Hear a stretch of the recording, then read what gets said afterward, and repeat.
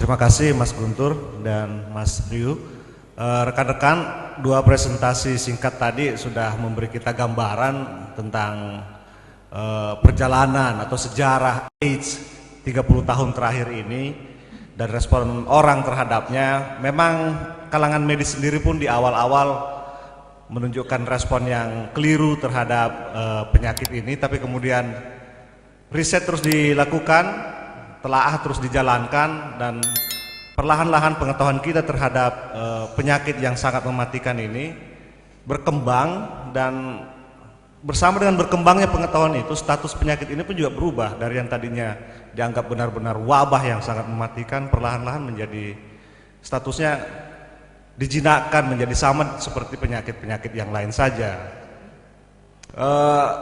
Kita memasuki sesi tanya jawab.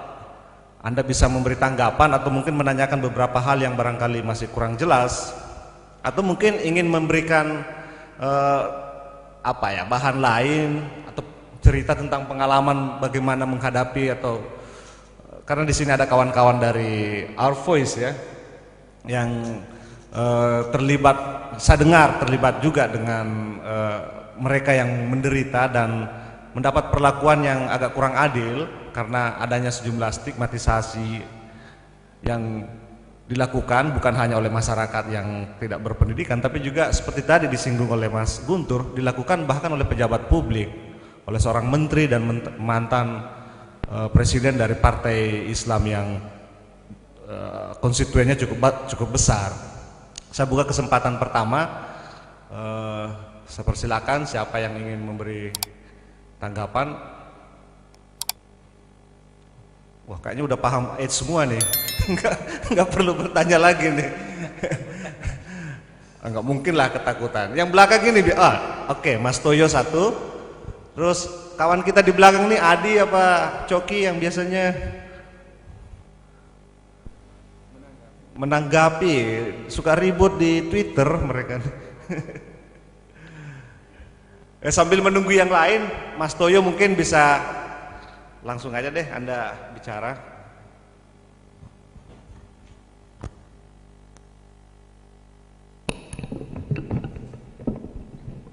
Iya, terima kasih. Nama saya Toyo, saya dari Our Voice. Dan Our Voice itu satu organisasi yang kerja untuk hak-hak homoseksual. Dan isu kita salah satunya untuk AIDS, tapi lebih kepada campaign dan hak kami. Sebenarnya mirip ya apa yang disampaikan oleh Dr. Rio tentang itu, tentang pengalaman kami. Ya gemes gitu memang kalau udah berhadapan dengan para kadang-kadang ilmuwan, kadang ilmuwannya saya pikir ini dokter versi Islam atau dokter versi ilmiah gitu. Ini sebenarnya yang kami hadapi setiap hari, karena saya memang bergelut dengan teman-teman yang hidup dengan HIV/AIDS.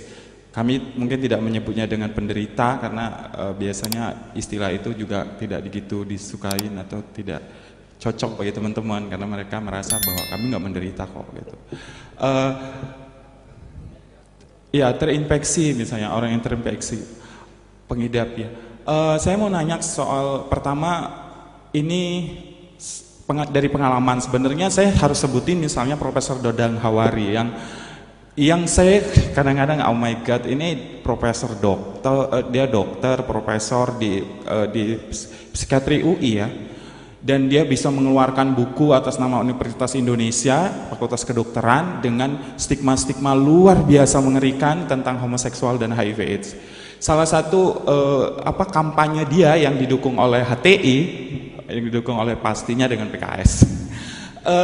Ini dia mengkampanyekan soal bahwa tidak boleh menggunakan kondom karena kondom itu justru lubangnya itu lebih besar dibandingkan jadi sama aja kalau misalnya lu pakai kondom, lubang pori-pori di kondom itu besar, virusnya kecil, jadi ya masuk juga gitu, bolong istilahnya. Itu udah di counter oleh beberapa profesor-profesor ahli AIDS, tapi dia dengan begitu leluasanya membuat buku itu dan itu dicap dengan Universitas Indonesia. Ini sebenarnya menurut saya tantangan bagi kami gitu, dan kalangan medis sendiri gitu. Kadang-kadang saya mikir Anda bicara sebagai seorang akademisi atau seorang ilmuwan, atau Anda sedang bicara sebagai seorang ulama gitu. Ini yang ulama juga Mas Gunturnya beda berpandangan, jadi agak riuh sekali. Dan saya pikir ini juga bagaimana tantangan Mas Rio sebagai seorang medis untuk bisa mengkampanyekan terus, karena nggak banyak dokter yang seberani Mas Rio ya, yang memadukan saya pikir antara medis dengan teologi gitu yang lebih terbuka gitu. Jadi kebanyakan medis itu kalau kita ngomong, iya dia sepakat dengan apa yang disampaikan, tapi dia nggak berani ngomong ke publik soal bahwa lu jangan gunakan doa dong, ini soal jelas, ini soal kesehatan gitu. Ini tantangan di Indonesia yang seperti Mas Guntur bilang, ini ketakutan para manusia-manusia atau para dokter-dokter terhadap pemahaman agama. Ini yang saya pikir aku ingin minta penjelasan Mas Rio. Ini perlu sekali memang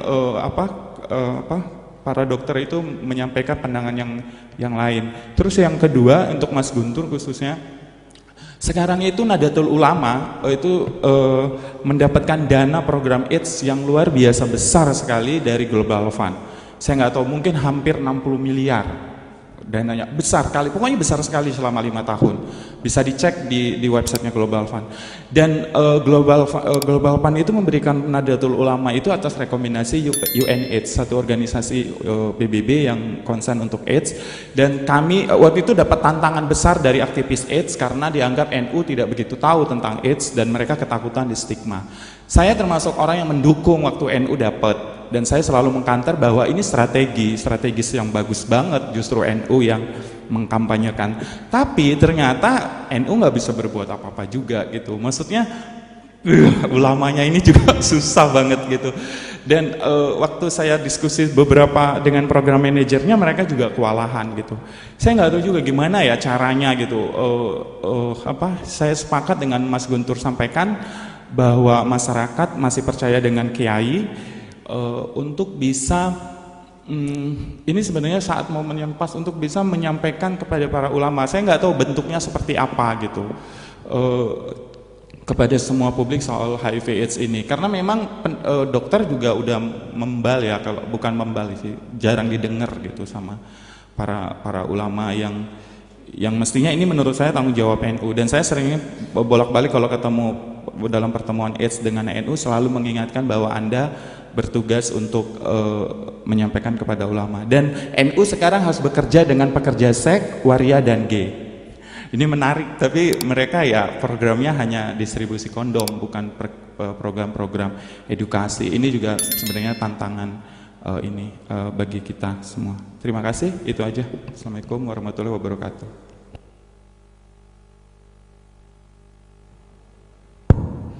Begini ya, dalam wacana sains, dalam wacana ilmu pengetahuan, bebas memang mau menulis apa saja itu akan bebas ya.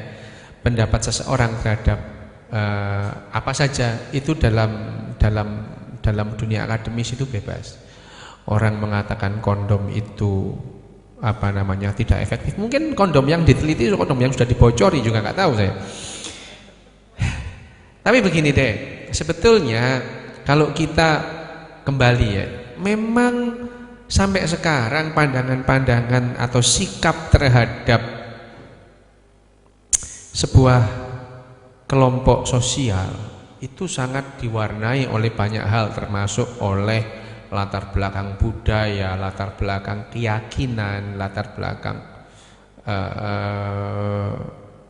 pengetahuan. Tingkat pengetahuan tentang keyakinannya sendiri itu juga penting ya. Jadi kalau ya seperti Mas Guntur dia ini sudah melanglang buana kemana-mana ya, dia tahu lah istilahnya yang diomongkan oleh orang-orang ulama di sini, dia tahu persis bahwa itu adalah bagian kecil dari sekian banyak pandangan yang ada di dalam ruangan besar yang namanya agama itu. Nah, kembali kepada kasus Mas Toyo ini, sebetulnya memang perlu itu kita itu mengupayakan sebuah bukan kampanye ya, memberikan pengetahuan apa adanya. Orientasi seksual itu apa sih gitu loh. Ya. Sebetulnya kita ini kan gender itu tidak ada loh sebetulnya ya. Gender itu hanya masalah hormon saja gitu ya. Laki-laki ini adalah wanita yang salah hormon. Ya.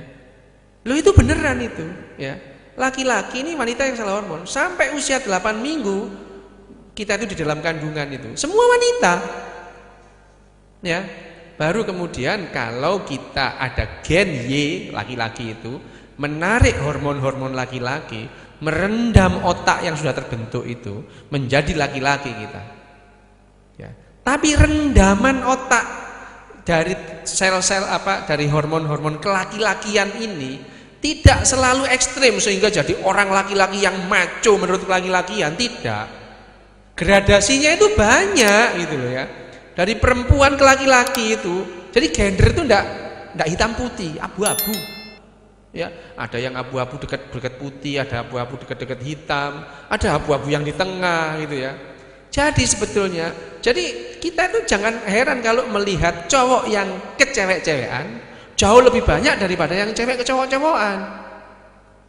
Karena pada dasarnya cowok yang kecewek-cewekan, melambe-lambe dan macam-macam, itu mereka mau kembali ke fitrahnya. Loh iya itu loh aslinya perempuan kok ya itu ya. Ya. Itu kembali ke fitrahnya. Ini adalah masalah identitas seksual. Identitas seksual yang paling jelas adalah ya gen. Kalau kita itu XX ya kebanyakan perempuan. Kebanyakan loh ya, tidak selalu. Tidak berarti orang yang kelihatan perempuan itu ternyata XX. Enggak, ada yang XY juga. Ya, jadi blur, tidak ada gender itu. Kalau dalam biologi itu tidak ada. Ya, kalau kita XX, kebanyakan kita laki-laki, tapi juga belum tentu juga. Ya, kita gennya XX, tapi ternyata pada saat dalam kandungan tidak terlalu banyak hormon laki-laki yang terkumpul. Ya perempuan juga jadinya. Ya nggak punya gondal gandul, nggak punya itu ya. Ya, nggak punya gondal gandul di bawah itu ya. Ya, itu adalah fakta. Nah, itu adalah bahwa jadi sebetulnya kita ini hanya ya itu aja sekedar kita itu dari perempuan kebanyakan hormon laki-laki jadi tepatnya salah ya, salah hormon karena dengan manusia itu menjadi laki-laki masalah yang dihadapi itu masih banyak ya. Wanita itu dirancang jauh lebih kuat, dirancang oleh alam jauh lebih kuat daripada laki-laki. Daya tahan hidup wanita itu jauh lebih kuat daripada laki-laki. Nah, kenapa kok sekarang kesannya laki-laki itu lebih kuat? Kesannya saja, karena budaya menganggap laki-laki itu the strong man ya. Perempuan itu adalah lebih lemah ya, tahu? Ya. Arijalo kawamuna nisa ya, lanisa ya. Iya kan ya, ini kan melindungi pemimpin gitu ya. Seolah-olah laki-laki ini lebih kuat. Tapi ini adalah asumsi yang lahir dalam kebudayaan. Kenapa? Karena wanita dulu itu resiko kematian jauh lebih tinggi daripada laki-laki karena proses melahirkan. Ya. Dalam sejarah itu wanita itu melahirkan itu dulu gampang mati, tes saja mati ya. Sehingga kesan yang timbul wanita itu gampang mati ya, dan akhirnya laki-laki muncul sebagai Superman di situ ya. Sekarang pada saat yang namanya kelahiran itu sama dengan mencet jerawat aja ya, proses kelahiran itu sekarang ya sama dengan mencet jerawat ya, tidak ada bahayanya apa-apa. Wah ada loh yang mati loh, orang mencet jerawat ya bisa mati saking asiknya tabrak mobil, ada saking asiknya mencet-mencet tuh enggak tahu ada truk tuh ya, itu. Tapi secara umum melahirkan itu sudah tidak ada masalah. Dan sekarang pada saat yang namanya melahirkan itu sama dengan mencet jerawat, harapan hidup wanita itu jauh lebih tinggi dari laki-laki. Rata-rata dunia ini harapan hidup laki-laki ada sekarang adalah 68 sekarang ya. Rata-rata dunia. Wanita itu 81. Jadi jauh lebih tinggi. Kenapa? Ya itu tadi. Wanita pada saat usia subur, tidak ada wanita itu serangan jantung, tidak ada. Ya, karena hormonal yang berubah-ubah tiap bulan diperbaiki itu membuat pembuluh darah wanita sangat sehat. Ya. Tapi begitu dia menopause, resiko serangan jantung sama dengan laki-laki. Gitu ya. Itu kita ngomong masalah identitas seksual. Nah, yang namanya orientasi seksual itu beda. Ya. Orientasi seksual orang itu adalah rasa suka yang kemudian diolah oleh otak menjadi impuls-impuls yang membangkitkan birahi. Itu apa saja boleh, bukan hanya kepada laki-laki atau perempuan, pada meja juga boleh. Loh bener itu tergantung otak, cetakannya otak itu ya. Orang itu sudah terlahir demikian ya. Tidak usah dipaksa. Ya, orang itu sudah terlahir, orang itu otaknya sudah otak liberal itu sudah sejak lahir ya, enggak bisa. Enggak bisa, tapi ada otak orang liberal yang terperangkap di fundamental. Nah, sebentar aja kalau ngomong lagi ketarik gitu ya. Tapi jangan lupa orang-orang yang liberal itu cuma 10%. Dikit. Jadi ya kita enggak usah mengharapkan mereka ke sini, enggak usah lah, biarin aja gitu ya. Ya kita ya barangkali di sana ada teman kita yang kesasar ke sana kembali ke sini gitu aja. Ya, gitu aja. Itu memang seperti itu, otak yang seperti ini. Ini dalam ini loh orang Indonesia loh ya. Kalau orang barat sana itu 60 liberal ya, 60% itu liberal di Eropa. Orang Amerika itu 60%, 40% cuma liberalnya. Ya, itu memang tergantung dari ras kita memang, budaya kita. Dan kita ini kan masih kecampuran Pithecanthropus erectus mojokertensis ya. Itu kecampuran kita itu ya. Loh ini beneran loh, saya tidak bohong ya. Jadi ini manusia itu berbentuk seperti ini karena kita ini tidak murni Homo sapien. Orang yang betul-betul murni Homo sapien itu cuma orang Afrika. Orang Afrika itu betul-betul murni Homo sapien. Orang Barat sudah kecampur Neandertal. Nah kita ya Neandertal ya Pithecanthropus erectus mojokertensis, wajakensis, soloensis, macam-macam ya. Jadinya ya gini ini. Ya, orang Jepang itu beda lagi ya. Makanya masing-masing orang karena secara genetik berbeda, sikapnya berbeda. Ya kita yang liberal harus paham ya. Ya, yang paham. Yang mereka kan nggak bisa paham ya. Nggak bisa paham, dia tuh kerasukan Tuhan terus gitu ya. Loh ya saya ini ndak anti Tuhan, Tuhan kok dianti? Ya ndak ada, barang ndak ada kok anti, nggak penting itu kan. Loh maksud saya itu ndak pernah hadir gitu loh ya, ndak ada itu ndak pernah hadir di antara kita gitu ya.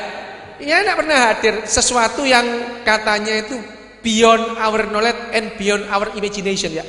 Di luar pengetahuan kita dan di luar imajinasi kita. Loh kok gitu didefinisikan? Ini kan nggak mungkin ya. Sudahlah antara ada dan tiada aja, biarin, ngapain aja, dia mau tidur ya silakan gitu. Mau nggak istirahat ya nggak apa-apa, itu terserah gitu ya. Jangan kita ngomong Tuhan istirahat yang lain. Tuhan nggak pernah istirahat. Loh kamu tuh gak kasihan sama Tuhan, kan capek dia itu ya. Ya kan itu akhirnya berkelahi macam itu. Sudah, kita balik mengenai itu tadi. Nah, mengenai nah kita memang perlu menyuarakan hal ini apa adanya. Bagaimana sih sebetulnya orientasi seksual itu? Orientasi seksual itu 100% di luar kendali sampean-sampean ini. Ya, itu di luar kendali karena itu ada dalam level otak yang primitif. Tidak bisa dikendalikan. Tahu-tahu melihat wanita cantik langsung teng gitu aja ya. Ya. Cowok lihat wanita cantik teng. Ada yang melihat pantat laki-laki juga teng gitu ya. Loh. Ini adalah seleksi alam yang jalan selama jutaan tahun. Homoseksual itu bukan muncul pada wanita manusia, tidak. Bonobo teman kita, sepupu kita ya, bonobo kera yang simpanse kecil yang itu mereka itu sistem sosialnya hampir sama dengan manusia. Mereka itu anti perang gitu ya. Bahkan kalau mereka berebut cewek, berebut wanita daripada berkonflik, mending mereka homoseksual. Loh itu ada sudah. Dan sistem otak manusia tentang moralitas lebih mirip bonobo ketimbang simpanse, meskipun secara genetik kita itu dengan simpanse itu 99% identik dengan simpanse, saudara sepupu kita itu. Tidak ada satu organ yang kita punya, paru-paru, ginjal, adrenal, sampai usus buntu yang tidak dimiliki oleh simpanse. Tidak ada satu enzim pun yang dimiliki simpanse tidak kita miliki, sama persis semuanya. Berbeda hanya pada genomnya, itu hanya 1%. Ya, tapi 1% itu menghasilkan Einstein, menghasilkan C.S. Bach, menghasilkan Beethoven. Tapi 1% itu juga menghasilkan Osama bin Laden, gitu ya, Hitler, gitu ya. Jadi jangan dikira kita itu selalu lebih mulia daripada mereka. Ya, itu mereka gitu nggak bunuh-bunuhan, yang itu membunuh orang banyak, ya gitu ya. Ini hanya masalah otak kita. Dan mungkin ya ke depan itu kita lebih, Mas Irwan, kita mengkampanyekan ini ada masalah di otak saja. Orientasi seksual itu tidak ada bedanya. Anda tertarik dengan wanita, Anda tertarik dengan laki-laki, Anda tertarik dengan meja, tertarik dengan sapi, tidak ada masalah. Ya, dalam sejarah itu ada yang namanya Tsarina. Tsarina itu, Tsar itu kaisar di Rusia sana. Itu dia itu mainnya dengan kuda. Jadi dia itu koleksi kuda-kuda yang menurut dia gagah hanya untuk bersetubuh dengan kuda. Tsarina ini. Dan dia mati ketimpa kuda pada saat hubungan seksual. Loh, ini ada sejarahnya dan itu bisa ada lihat ya. Ini aja masalah orientasi seksual aja, tidak ada masalah gitu ya. Anda itu misalkan ereksi melihat meja nggak apa-apa, siapa yang salah? Nah itu perlu dijelaskan bahwa ini adalah orientasi seksual, tidak ada hubungan. Moralitas itu tidak ada hubungan dengan orientasi seksual sebenarnya. Moralitas itu berdasarkan pada altruisme, tidak menyakiti orang lain, atau paling tidak kita itu tidak tega melihat orang lain sakit. Ya, itu altruisme. Moralitas itu dasarnya itu. Kita tidak tega melihat orang lain sakit, memberikan empati, bahkan ingin menolong orang yang kesusahan. Itu simpati namanya. Kalau empati sekedar duh kasihan, itu empati. Ya. Kalau simpati bukan hanya sekedar kasihan, tapi turun tangan gitu ya. Memang empati itu lebih gampang karena empati nggak bayar gitu ya. Tetapi ada orang yang kesulitan berempati, ya, melihat orang lain sengsara itu dia tidak bisa rasa iba, bahkan seneng. Wah ini cilaka ini, ya. Allahu Akbar, ini ya. Ini psikopat ini orang ini ya, gitu ya. Dan psikopat itu menemukan jalannya kalau ketemu agama sudah, ya. Udah membunuh atas nama agama, wah itu cilaka. Ini orang psikopat ini ya.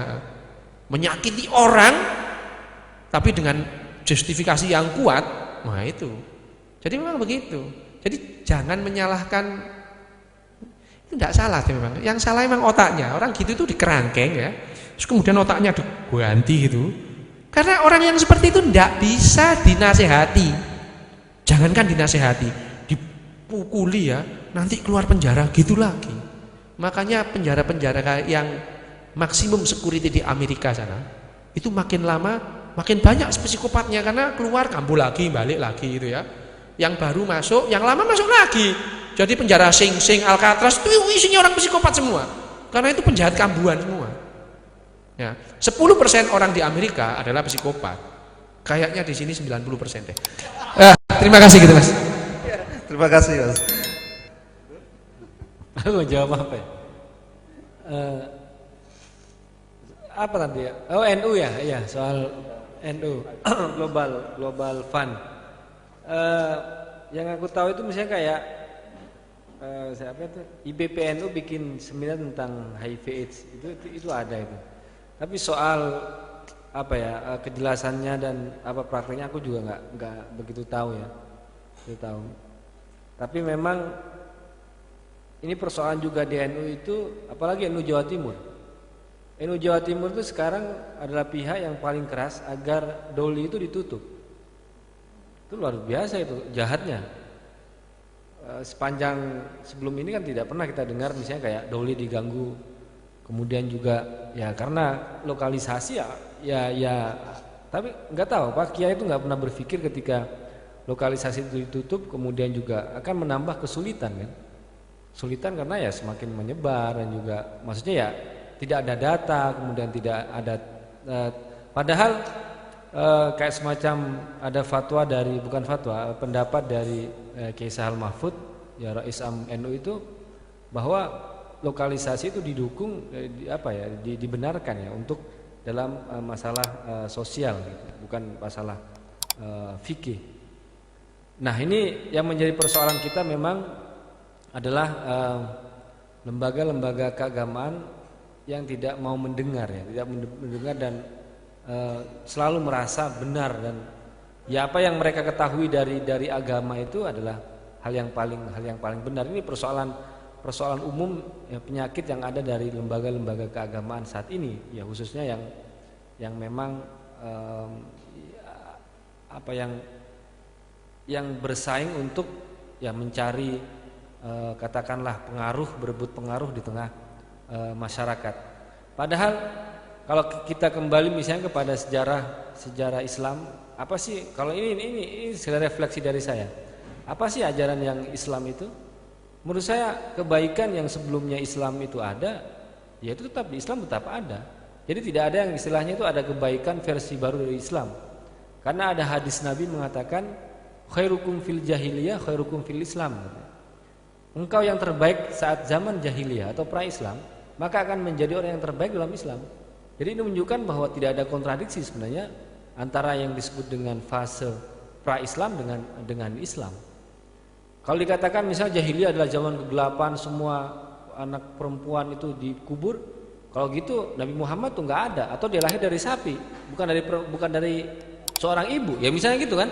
Kalau dikatakan jahiliyah adalah zaman kegelapan, semua perempuan dikubur hidup-hidup, loh Nabi Muhammad tuh lahir dari mana? Itu lahir dari seorang ibu gitu.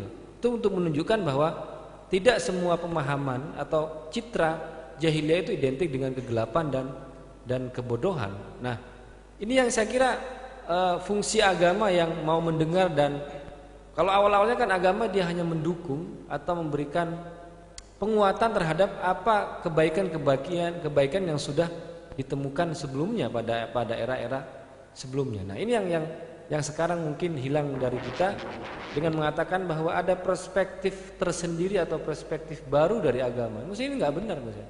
Sehingga ada perspektif Islam terhadap kesehatan, perspektif Islam tentang sosial, perspektif Islam celakanya lagi tentang sains dan sebagainya. Ini menurut saya bentuk dari kesalahpahaman dalam melihat atau meyakini nilai-nilai keislaman. Dan bagi saya yakini bahwa tidak ada perspektif tersendiri atau terpisah dari Islam itu sendiri dalam melihat persoalan yang ada dalam masyarakat. Ya kalau soal isu lingkungan, soal kesehatan, ya apa yang menurut menjadi ahlinya ya itu yang harus yang harus dilihat. Ada Al-Qur'an itu ada fas'alu ahla dzikri in kuntum la ta'lamun. Ya bertanya kepada yang orang yang lebih tahu kalau engkau tidak mengetahui. Nah, ini bertolak belakang misalnya dengan lembaga keagamaan dan juga fatwa-fatwa keagamaan yang menurut saya ini bukan lagi persoalan pemikiran keagamaan, tapi soal egoisme, soal kepentingan, soal perebutan pengaruh, soal politik, persaingan antara ormas-ormas keagamaan. Contoh soal Ahmadiyah misalnya. Ini kan soal kecemburuan satu ormas Islam terhadap ormas yang dianggap sukses dalam merawat umat. Sementara kelompok-kelompok yang lain ya tidak punya. Nah, persaingan inilah yang menyebabkan seolah-olah mereka itu memiliki versi Islam yang paling benar, yang paling valid dalam melihat persoalan hidup saja. Terima kasih. Nah, ini udah mulai panas nih di sesi kedua. Saya persilakan dari belakang dulu, Bapak, Anda. Oke, 3 ya. Dari sebelah sini ada nggak yang mau? Belum ada. Langsung aja dulu di belakang. Silakan Pak. Anda Pak ya. Ini silakan ke Iya.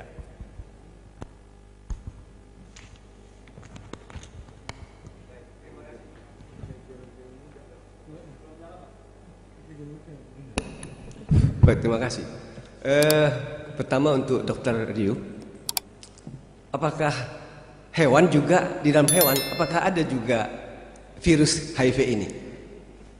Ya, tatkala juga tadi dokter bilang bahwa komunitas hewan hampir sama juga dengan komunitas manusia. Barangkali apakah itu ada atau tidak? Yang kedua, dari sisi religius, saya dari sisi agama Kristen ya, saya seorang evangelis. Nah, di dalam Genesis ayat 19, bab 19 itu memang tampilkan fenomena soal homoseksual ini. Lalu saya pikir, kalau di dalam hubungan religius, tatkala manusia sebenarnya memiliki kebijakan ilahiyah pada semua orang, maka pada masa-masa manusia berada pada tingkat hubungan dengan pemahaman tentang keilahiannya sebatas masa-masa sebelum zaman yang berkembang secara eskalasi sangat luar biasa, sehingga pada tingkat tertentu terjadi liberalisasi yang luar biasa karena kondisi-kondisi ekonomi, kondisi sosial, di mana kondisi seperti itu pada zaman Lot tidak terdapat. Maka apakah bukan karena faktor liberalisasi secara sosial dan ekonomi ini salah satu faktor membuat pemahaman manusia terhadap agamanya menjadi menjadi katakan biasa atau menjadi terkontaminasi secara luar biasa, sehingga liberalisasi berpikir ini membuat juga liberalisasi dalam hubungan seks manusia.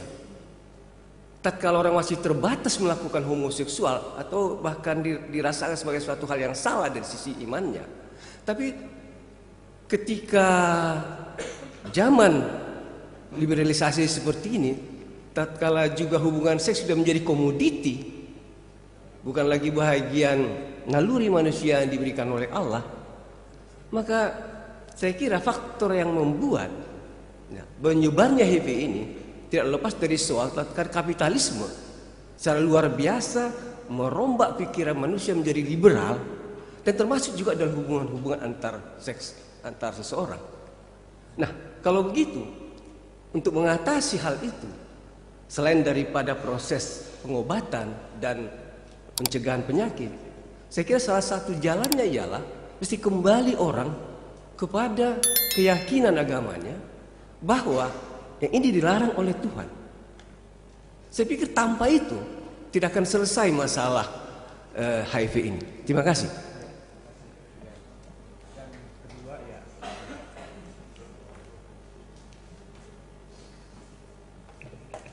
Oke, assalamualaikum warahmatullahi wabarakatuh. Sebelumnya saya tadi pengen menegaskan dulu apa tadi yang itu Pak Aryu, ada 5 penelitian kepada 5 orang homoseksual itu tahun 1981 atau 1861? 1981. Ya, jadi titik awalnya boleh dibilang dari situ ya. 1981 itu titik penemuan adanya virus AIDS. Nah, saya pengen tahu begini, sebelum secara historis gitu ya, historis medis sebelum tahun 1981 ini, apakah medis punya catatan sejarah tentang virus AIDS, ataukah virus AIDS ini itu suatu virus dalam bentuk lain yang berevolusi dan baru ditemukan pada tahun itu, dan sebelumnya itu nggak ada gitu, atau sudah ada tapi atau bagaimana gitu, saya juga kurang tahu, nanti bisa dijelaskan. Nah, kalau buat Mas Guntur gini, saya pernah ngecek Google gitu ya. Jadi kalau saya keywordnya itu agama dan AIDS, itu muncul keterangan-keterangan yang isinya itu kesan-kesannya seolah baik Arab gitu, Arab ataupun Indonesia gitu. Kalau kita tulis kata AIDS dan agama, itu nanti muncul keterangan-keterangan bahwa seolah-olah AIDS itu karena seksual itu. Ada justifikasi semacam itu. Jadi kalau ada AIDS pasti itu gara-gara penyakit seksual, baik heteroseksual kah atau homoseksual kah, kan gitu ya. Seolah-olah ada kesan bahwa seolah-olah ulama itu pengen ngomong gini, AIDS itu adalah kutukan karena penyakit seksual. Nah, kalau emang seperti ini adanya, kalau emang ini benar gitu, bukankah penyakit seksual itu bukan udah ada dari zaman dulu juga udah ada kan? Homoseksual kah atau pelacuran juga di zaman klasik juga udah banyak kan? Tapi kenapa terus baru ribut tentang apa tesis AIDS itu seksual baru sekarang ini? Ulama-ulama dulu nggak pernah ngomong bahwa seperti itu gitu. Apa seperti bagaimana itu pandangan ulama bisa sampai ke dalam kesimpulan kayak gitu? Ya, waalaikumsalam warahmatullahi wabarakatuh.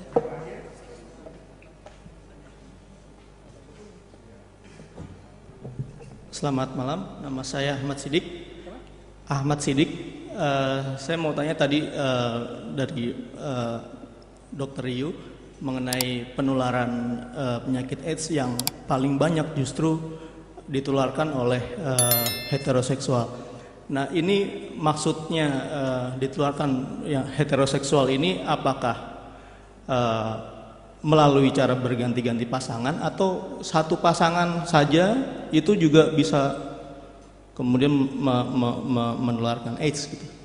Karena yang saya perhatikan alih-alih para ulama ataupun yang lain menganjurkan pemakaian kondom, mereka lebih senang dengan menganjurkan ya sudah setia pada satu pasangan saja daripada berganti-ganti pasangan, karena itu akan meningkatkan resiko tertular AIDS gitu.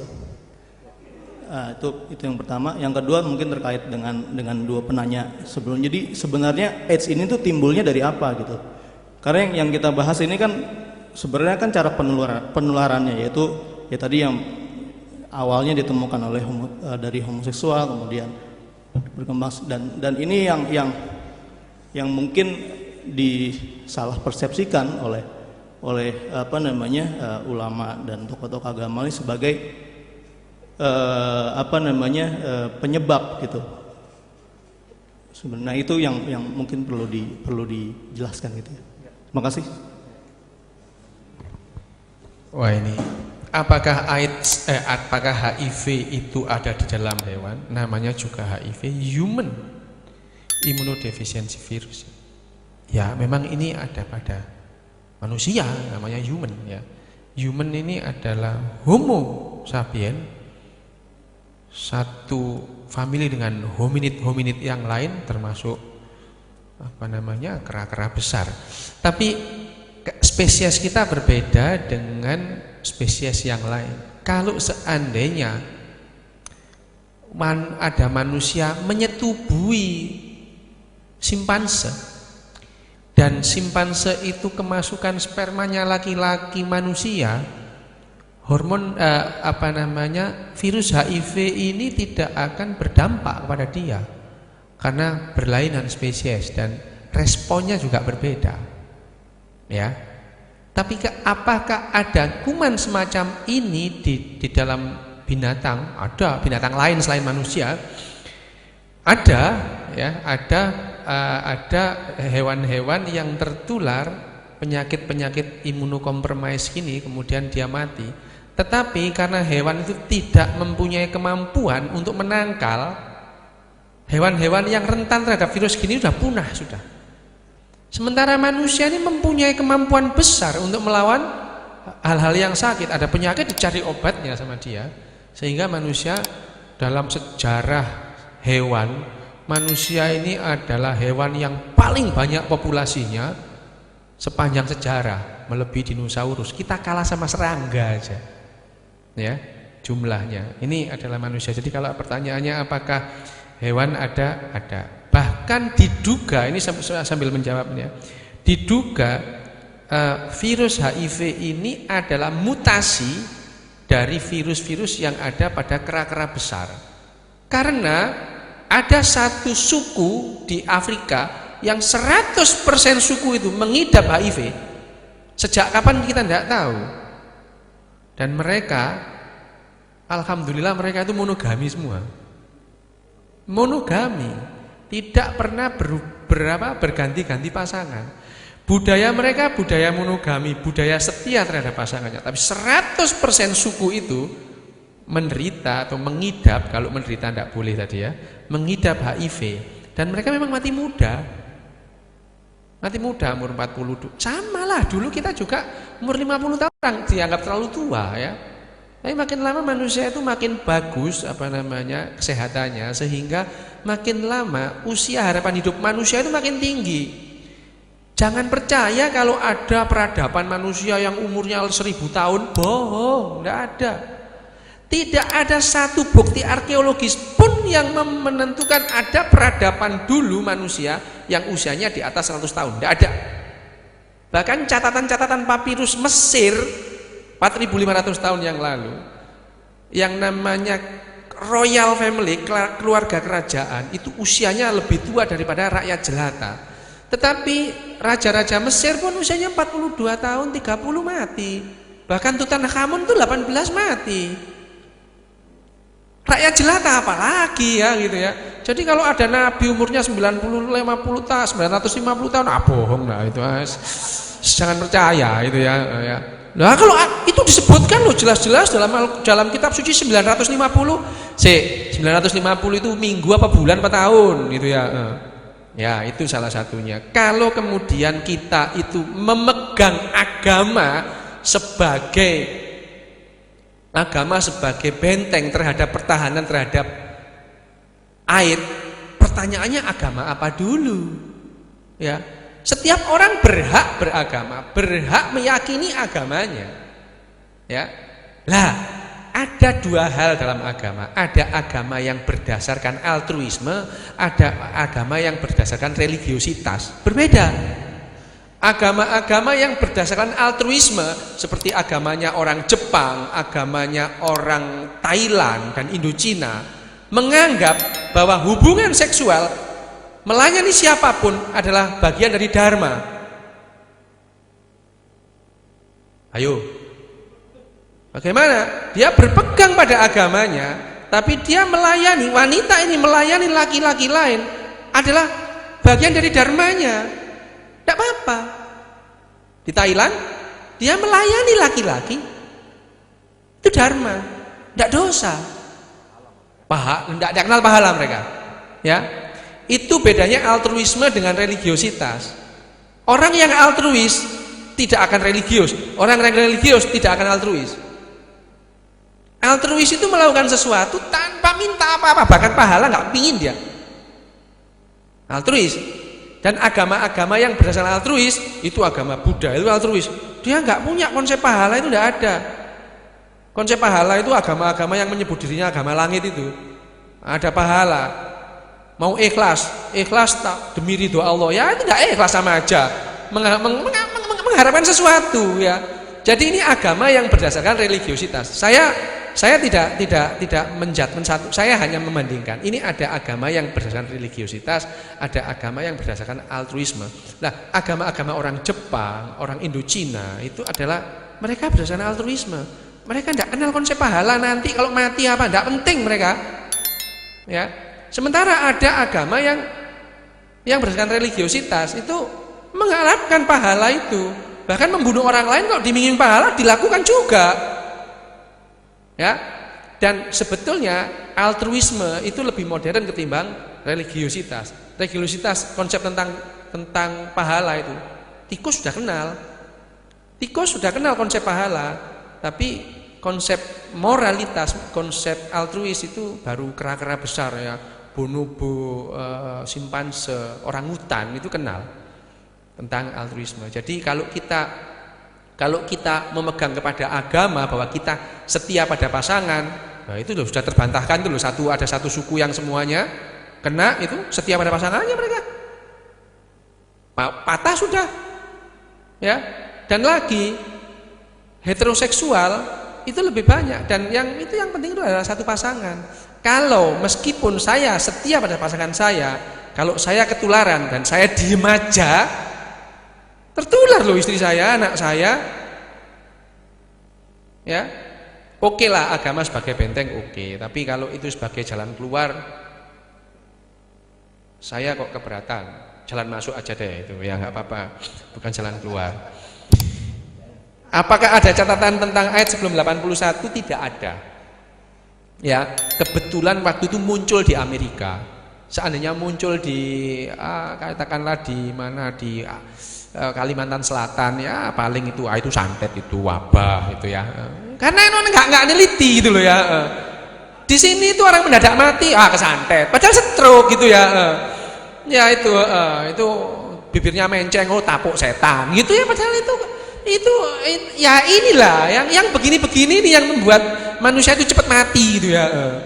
Ya, rasa ingin tahu terhadap penyakit itu membuat kita bisa membuat harapan hidup kita lebih panjang ya.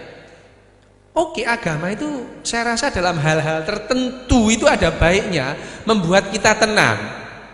Ya, membuat kita tenang. Tetapi ya memang tujuannya itu menyumpal supaya nggak banyak tanya itu ya.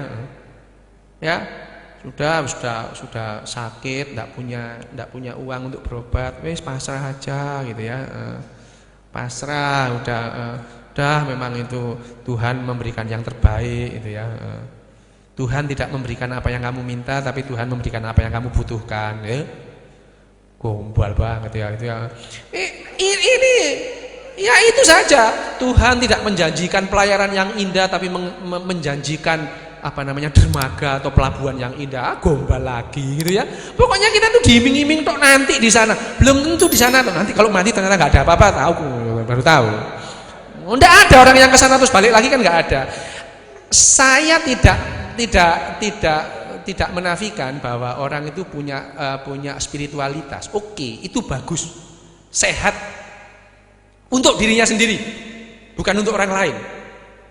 Ya, kalau kita memaksakan keyakinan kita kepada orang lain, sudahlah kamu itu sabar aja, sakit itu sudah nggak usah berobat, ini nggak sehat. Tapi kalau Anda meyakini, oh ini sakit diberi Tuhan, alhamdulillah, itu ya, nggak apa-apa, mati-mati odewe, nggak apa-apa, itu ya. Ini yang jadi masalah. Kalau untuk pribadi menurut saya agama sangat sehat untuk pribadi, tapi kalau sudah untuk orang lain ya ini perlu ya itu tadi, belum tentu orang lain itu sama dengan kita. Seperti tadi kalau kita misalkan agama dipakai pegangan, ya agama yang mana dulu? Kalau agamanya orang Thailand ini jadi bermasalah loh ini kalau tidak ditangani. Mereka itu melayani laki-laki sebagai dharma, ya. Orang Jepang seorang geisha itu sama mulianya dengan seorang guru kalau dia melakukan profesinya dengan bagus. Tuh kan, agamanya lain ya. Dan itu dituduh sebagai agama bumi, kasihan mereka. Nah, ini pernyataan terakhir. Apakah penurunan heteroseksual itu ganti-ganti pasangan? Sudah terjawab ya tadi ya. Bahwa sebetulnya tanpa ganti pasangan pun bisa menularkan penyakit. Ya. Jadi itu. Terima kasih. Guntur mau nambahin? Ya, saya soal pola pikir agama ya. Tadi Bapak soal Lut. Saya membandingkan antara cerita Lut itu dengan cerita yang dari Al-Quran. Itu plotnya itu sama, mirip. Jadi saya menganggap itu cerita Lut di Al-Quran itu saduran dari perjanjian lama. Karena plotnya sangat mirip. Misalnya bagaimana malaikat sebelum ke Lut itu pergi ke Abraham, persis di perjanjian lama. Kemudian juga disuguhi, setelah itu pergi dan juga mengingatkan bahwa itu adalah sepupu saya sangat mengkhawatirkan Lut. Itu sama persis. Nah cuma celakanya kita dalam melihat agama itu atau cerita dalam agama, ketika menganggap bahwa cerita atau dongeng dalam agama, dalam kitab suci itu sebagai fakta. Ini kecelakaan yang pertama. Iya, bukan fiksi, tapi adalah fakta. Jadi cerita dalam kitab suci dianggap adalah fakta yang benar-benar terjadi. Yang kedua, karena itu sebagai cerita, kita juga membacanya secara harfiah, bukan menangkap pesannya.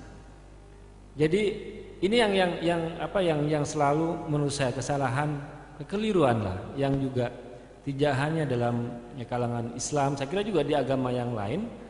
Karena saya mencoba mengkritik soal kisah dalam Al-Quran. Itu ada buku yang bagus, Al-Fannul Qasasi fil Quran, cerita bagaimana kita membaca soal kisah dalam Al-Quran, dan juga mengatakan bahwa yang diambil dari kisah itu adalah pesan, bukan pada bahwa kisah itu adalah fakta. Contoh seperti ini, dalam Al-Quran itu ada ayat yang menceritakan dalam perang Badar bahwa orang Islam menang melawan orang-orang Quraisy pada waktu itu karena dibantu dengan ribuan malaikat.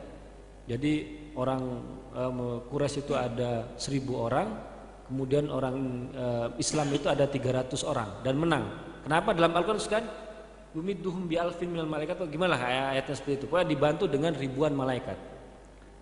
Nah, ada seorang penafsir yang dari Mu'tazilah, seorang kalangan rasional, dia mengutip sebuah riwayat dari sahabat yang ikut dalam perang Badar itu, mengatakan kami tidak pernah bertemu dengan malaikat, katanya. Ya, kata seperti itu tidak pernah ketemu dengan malaikat yang membantu kami, katanya. Kemudian dia juga menyanggah bagaimana mungkin harus dibantu dengan ribuan malaikat melawan orang kafir, kata penafsir itu. Kalau satu malaikat saja bisa menghancurkan satu gunung, kan? Kenapa harus menurunkan ribuan malaikat untuk membantu orang Islam, kan? Satu udah cukup, kan? Atau enggak usah perang aja Nabi Muhammad itu, kan? Satu malaikat hancurkan itu Mekah, angkat itu Jabal Qubais, hancurkan itu orang Quraisy, selesai, kata dia.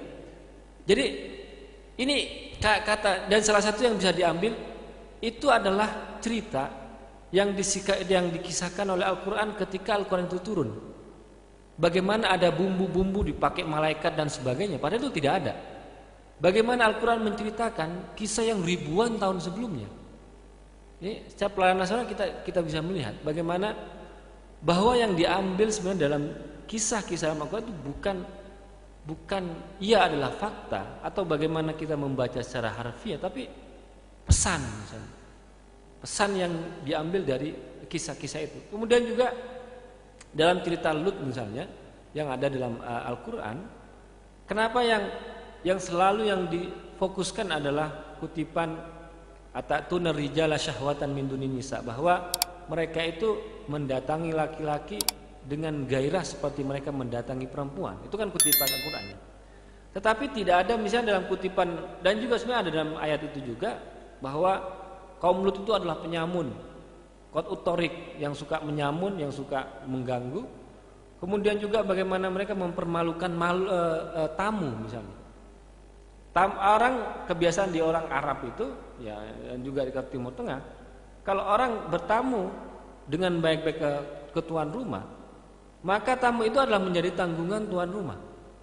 Misalnya nggak ada misalnya kalau suatu masuk desa kemudian ada tamu kemudian disiksa, nah itu kan suatu perlakuan yang buruk. Nah, kenapa ini juga tidak dibaca? Hanya persoalan gairah ya mungkin karena tadi itu yang menarik bahwa ini sudah menjadi persoalan dogmatis di kalangan pemuka atau pemeluk agama. Jadi ini kan benar tadi, kenapa hanya dikaitkan dengan persoalan seksual, padahal persoalan seksual dan juga persoalan penyakit misalnya itu tidak hanya muncul pada tahun 81, tidak hanya AIDS, tapi sebelumnya juga ada. Ini kan sama aja kayak orang yang mengatakan ini semua konspirasi Zionis, ya kan? Konspirasi Zionis. Arifin tuh nonton film bokep pun dikatakan itu ada konspirasi Zionis. Ada yang mengirim video porno melalui emailnya Arifin tuh dan dia bisa menonton film porno di DPR. Ini konspirasi Zionis. Kenapa ya? Karena soal dogma yang ada dalam pikiran dan pola pikir kita tidak bisa melihat persoalan ini dengan secara jernih. Saya itu saja.